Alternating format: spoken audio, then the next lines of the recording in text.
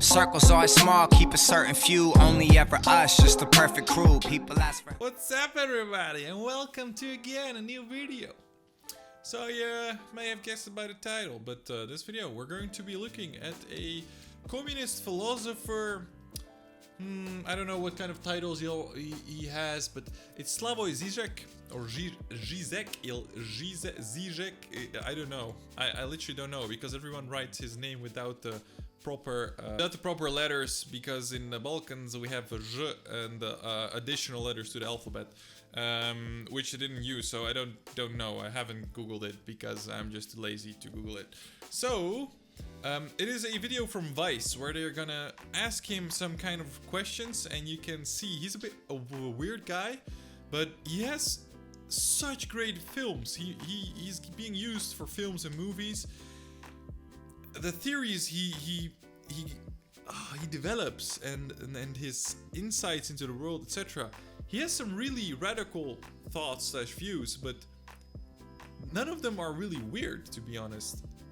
People just don't take him serious because he's a bit weird. He's originally from Ljubljana, Slovenia. He is a ex-Yugoslav, former Yugoslav. So let's take a look on what he's got to say. Now you stopped. Now we can say long live Stalin or what. And we are not recorded there. It's Slavoj Zizek. Two times the J, so Žižek. Slavoj Zizek is a big... Žižek. It's Žižek. Whatever. It's okay. Look at this dude. Okay, let's continue. 3, 2, 1. friendly Slovenian Marxist intellectual who spends as much time... $1 million. He just looks like some kind of villain in this shot. blathering on about Batman films as he does about Hegel. He's written about 75 books, most of which remain impenetrable to me, but it's his public... Most of which remain impenetrable to me. Impenetrable. But yeah, he looks like a real communist in this shot.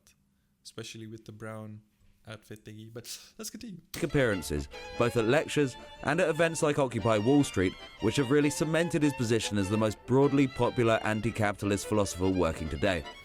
This is because, unlike pretty much every other... They also just seriously took all those crazy shots to show. ...anti-capitalist philosopher, he actually has a sense of humour. His latest project is a film, The Pervert's Guide to Ideology, directed by Sophie Fiennes. Actually, his latest film, he is in the latest film, which is called Houston, We Have a Problem, Yugoslavia, which is a mockumentary, which is so good. It's ridiculous how good that is. For everyone who doesn't know that documentary or mockumentary, however you want to call it, you should look up Houston, We Have a Problem, Yugoslavia. 3, 2, 1. In it, Slav uses Hollywood blockbusters to explain why the bulk of us remain so enthralled to capitalist power structures that we cannot even escape them in our sleep. I wanted to know why I was such a sheeple, so I went to Slovenia to meet the man. Hello. I hate life. Hi. You hate life? Running from... First thing the guy says while coming up to this interview, I hate life. 7 around. It's Alex. hell of a day. Well, hi. It's me. Okay, whatever. I should keep it on. So we go my place there, no? Amazing. You guys saw that? You know, you're a baller when you wear socks and sandals. You're just not giving a fuck about society. Fantastic. When you're in town here, do Yeah. you ever get approached by local fans or something like that? What do you going, mean "Hey, by fans? People hate me. What do you mean by fans? People hate me pretty much. I hate debates. People think that I like to give talks. No, I like to write. If you don't like giving talks, how do you feel? Look at those socks and sandals, boy. Ordinary Americans, as ordinary people in all countries, have a multitude of fears. We fear all kinds of things.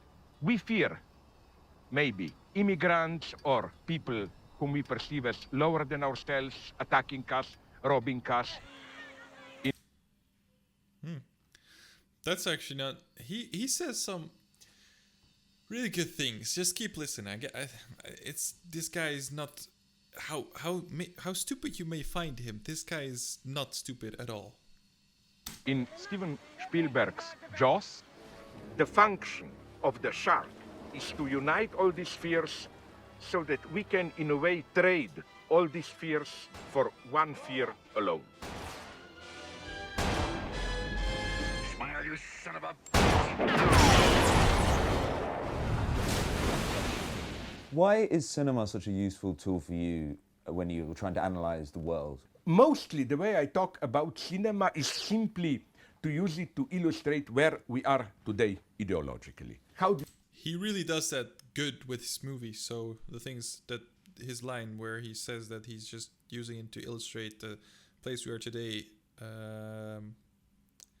is good, is correct. It's very nice. How do we experience our lives? What do we find worth fighting for? What's the meaning of our life? Or small ritual? You have to look at Hollywood, where you get it in pure distilled form. Hey, buddy. You gonna pay for that or what?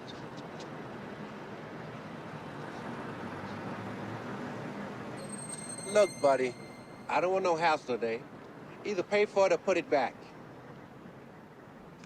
Your film starts with a clip from They Live, the John Carpenter movie, which is a great movie. If we were able to put on those glasses, Yeah. what do you think would happen? If everyone in the world suddenly put on the They Live glasses, what would the next day be like? It would be the end of ideology, I mean. I claim that... okay, I will give you one example. A typical boss no longer wants to be a boss, you know. Mm-hmm. Imagine this postmodern companies like some digital programming company, creative agency. A boss comes in jeans, embraces you with all vulgarities. Did you have a good fuck last night, whatever. But fuck you, then he remains a boss. He nonetheless gives orders. But the social game is you have to pretend that we are friends and so on. This is so true. This is so true. You're just acting and you don't want to be the boss, so you're acting and doing fake stuff in order to be fake friends because in the end of the day he's still giving you orders. So this one is so true. Everyone can recognize himself in this line where you're working and you do like your boss, but he's still your boss. And you forget that sometimes because you just like him as a friend or as a connection or as a fake friend, because most of the times it's not really a friendship. In these relations, the first step to liberation is to force him to really behave like a boss. To tell him, no, fuck you, no comradeship, treat me as a boss, give me explicitly orders and so on. Sorry, seriously, can I give you some fucking fruit juice or I'd Coke? love some fucking fruit juice, please. No, seriously, can I give you some fucking fruit juice? This guy is such a legend. He just doesn't give a fuck at all that he's on television. Can I give you just some fucking fruit juice? Okay, let's continue. Coke, iced tea. So here it's included the cancer you get because it's 0, which means instead of sugar you get all those sweeteners. Here it's included with the cancer you get from the... that's solar iced tea. I really like to drink that because it's 0 with 0 sugar, so that's why they put in chemicals for you to get cancer. Oh, this guy. But it's true though, it's so true. There's a point where you're talking about Taxi Driver. Yeah, and it that was a problematic point, incidentally, in the sense that, state secret, I don't like Scorsese. I didn't like the movie. No, You've got 2 Scorsese films in the movie. Which is the other one? Last Temptation of Christ. Yeah, but this was because but Sophie wanted me to do something about Christianity, blah, blah, but my heart was not in it. I see. He records a movie. Yeah, just because she asked me to do some things with Christianity, but my heart was not in it. State secret. This dude's just recording movies. Yeah, I just didn't like my own movie. I just did it. You say you don't like Scorsese, but I feel like you identify with Travis Bickle. He was on the right path, in a way, Travis, in The Taxi Driver. You should have the outburst of violence, and you should direct it at yourself, but in a very specific way. At what in yourself chains you, ties you to the ruling ideology.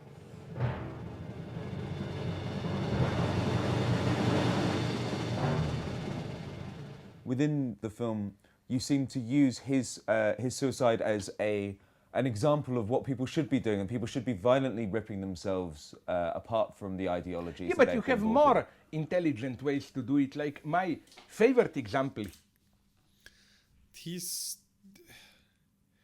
If you're not getting this, I'm not blaming you, but this is some deep shit that's going on in this video. The fact that you should point the negativity or the blame to yourself for ripping yourself out of the ideology it's really well thought of when you're making this in a movie. So the way you're bringing this message will probably not reach a lot of people unless you have actually said what the message was, just like you did now. But that's my personal opinion, of course. I shouldn't give my opinion, but Gloria Volker. Okay, just kidding. Let's go. Here, from Fight Club. You know when he confronts his boss and then starts to beat himself? This is a much more painful, shocking scene than if he were to attack directly the boss. This is a better example, I think. If you want to do critique of ideology, if you want really to get free, first you have to beat yourself. You thought that this was an example of the true power of ideology when for one night the superstructure collapsed and people seemed to be allowed to do whatever they wanted, yet all they wanted to do was steal more trainers and consume more. But for this, I'm hated by many leftists who desperately try to redeem the London riots. They claim, and I very partially agree, they claim even if it was just attacking the supermarket, whatever, nonetheless, it was a blind, large-scale protest. But where I disagree with them was that they claim you begin like this and then you make it a proper political movement. Yeah. I tell them, okay, but this second step will never happen. You know, it's like Stalinists were saying, okay, we have some violence, purges, gulags now, but wait one generation, then we will have, sorry, that second step will never arrive. If you look at practically all revolutions, they happen when things get a little bit better, a little bit of opening, then expectations explode and are disappointed and so on. Look even at Egypt. That's actually true, because once you've been in shit and things are picking up, you're getting a better mood and everything, and you're working harder, and then all of a sudden the expectations are not met and everything collapses again, and then you're just done and sick of it, and together with all the other people, of course, and that's when shit hits the fan. So I'm wondering what he's gonna say about Egypt. I'm sorry to tell you, this is horrible to say, but you know that under Mubarak, Egyptians probably lived relatively well on average. There was a new middle class and so on and so on. And they... Yeah, it was the middle class that rose up to overthrow Mubarak. Yeah, and there we also saw in a tragic way the limitation, because the middle class... Whoa. He's saying that Egypt under Mubarak was living better because he created a middle class and gave the middle class and the lower class a better life on average, which gave them more power in order to overthrow him because they had better or more expectations, to say so. I think that is happening to other countries as well, but not always by themselves, but by triggers like the USA, etc., with other countries just doing some sketchy shit in order to create this effect. 3, 2, 1. There was no more broad popular left for them to get connected to. I think some people with Egypt seem to assume that because of this kind of revolving situation of coups, all of the revolutions have been rendered pointless.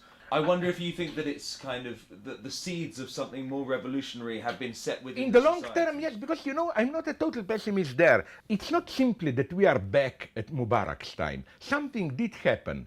To put it in pathetic terms, civil society awakened. You have a whole network of trade unions, women organized, intellectuals. Society, social secular life, neither corrupted army industrial complex, nor Muslim Brotherhood, awakened. And this is something. You know, I always quote today Walter Benjamin, who said that behind every fascism there is a failed revolution.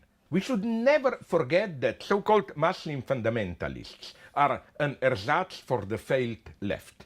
The key event in Arab countries of the last decades is the disappearance of secular left. Take Afghanistan. Yeah. Afghanistan was not a conservative fundamentalist country. I remember 40 years ago, it was a progressive monarchy with a pro-Western king. Then they had a...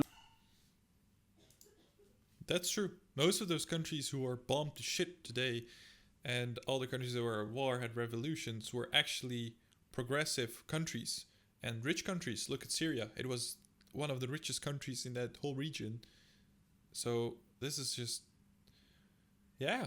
This guy makes a point, and he's making a good one. Simply ethnic religious conflict, no big emancipatory stakes are involved now. I am totally against Assad. I believe in incredible brutality they're doing, but with these poisonous gases, okay, what makes me furious here is now media start to tell this story, oh my God, they're poisoning their own population, where Saddam was doing this against Iranians at Kurds, United States were giving him satellite photos, we all know, and providing him even gases. I don't... Yeah. It's true. It's wrong for some in one situation, but then because of the media, and then in another situation the media doesn't say anything about it. It just shows how ridiculously stupid media in general is, and controlled by governments. It's just a propaganda, a medium for propaganda. And he made a point when Saddam Hussein was doing it to his own people. They were actually providing with the satellite pictures and with the gases in order for him to do so, but never did anyone say anything about that, because after that they went to war, and then they started telling that he did it. It's just crazy, this world. Every revolution is not only, if it is an authentic revolution, is not only directed towards the future, but it redeems also the past failed revolutions. All the ghosts, as if were the living dead of the past revolution, which are roaming around unsatisfied, will finally find their home in the new freedom. I know what will you do with... That's a deep question, deep message. Where every revolution is a revolution to redeem one from the past, not only to create a new future. That's a really good quote. Then to me. Then I have to sign some paper, which basically means hardcore. You can use me. You can put my head on a guy fucking 3 women, and I cannot complain. I cannot. Just let me know down below. Do you guys think this guy is crazy and stupid, or is he crazy and still smart in some way? I mean, this guy writes 75 books, wrote 75 books, has a lot of really deep theories around everything, and around everything that's currently happening in the world, but also on really normal stuff like a Batman movie, where he actually says that it has a bigger meaning, and he's seeing that meaning, and that's why he's liking the director. I think he has some really good quotes in this interview. I hope you guys like this kind of videos. If you do, leave a like down below, comment a new video for me to take a look at, and I'll see you guys in the next video. Ciao!